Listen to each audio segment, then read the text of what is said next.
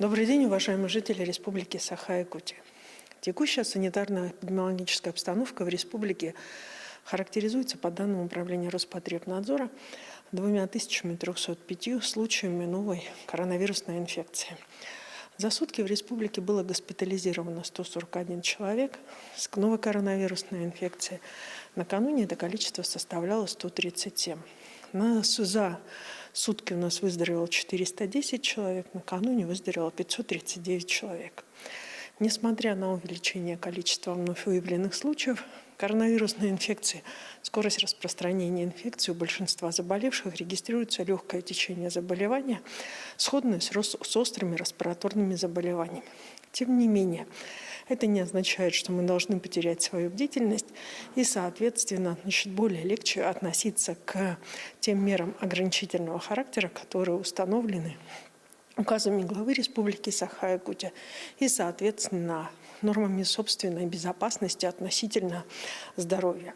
Конечно же, прежде всего, то, что у нас происходит, оно обусловлено и в первую очередь необходимостью вакцинации против коронавирусной инфекции. Сегодня вакцинация на территории республики продолжается. Необходимо также, я не устану повторять, необходимо проходить через полугодовую ревакцинацию. Сегодня первым компонентом у нас привито 570 016 человек. Это практически 80% взрослого населения республики.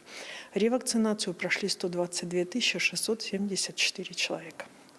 Уважаемые жители Республики Саха-Якутия, медицинские учреждения Республики Саха-Якутия в целом работают в режиме повышенной готовности.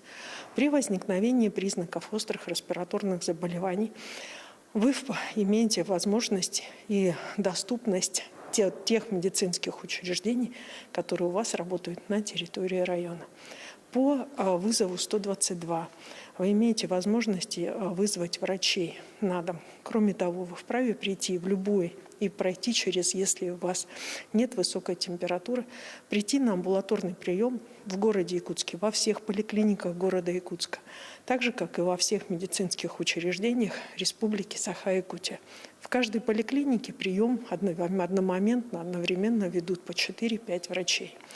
Кроме того, сейчас в городе Якутске, а в последующем и в районах республики будут разворачиваться дополнительные центры амбулаторного приема. Так, дополнительный центр амбулаторного приема лиц, которые имеют, соответственно, признаки острого респираторного вирусного заболевания, работает в спортивном комплексе «Триумф», где работает на настоящий момент 40 врачей. Во всех поликлиниках города Якутска сегодня увеличено количество операторов до 50. Это те наши службы сопровождения, такие же граждане республики, как и мы с вами, горожане, у которых есть и дети, и есть своя работа, и есть свои эмоции.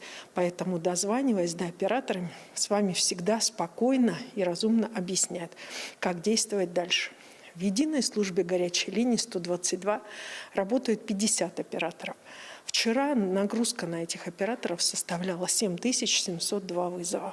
Вообще в целом по республике в смену работают до 100 операторов. Сегодня мы увеличили также количество вызовных бригад до 252 по городу Якутску.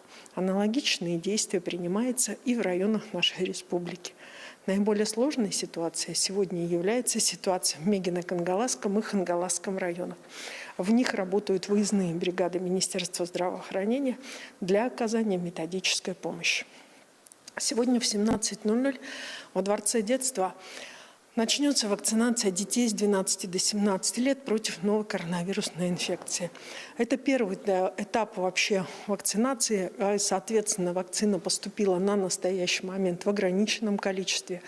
Для записи на вакцинацию необходимо перед приходом в Дворец детства записаться, обратиться в поликлинику и к своему участковому педиатру. В каждом случае решение о вакцинации несовершеннолетних будет приниматься врачом при наличии письменного согласия родителей. Соответствующую работу уже провели, соответственно, дети сотрудников медицинских учреждений, работающих в красной зоне, которые имеют соответствующий приоритет, как и при любой вакцинации, в целях того, чтобы нам затем в последующем оставались медицинские работники в строю для оказания нам медицинской помощи.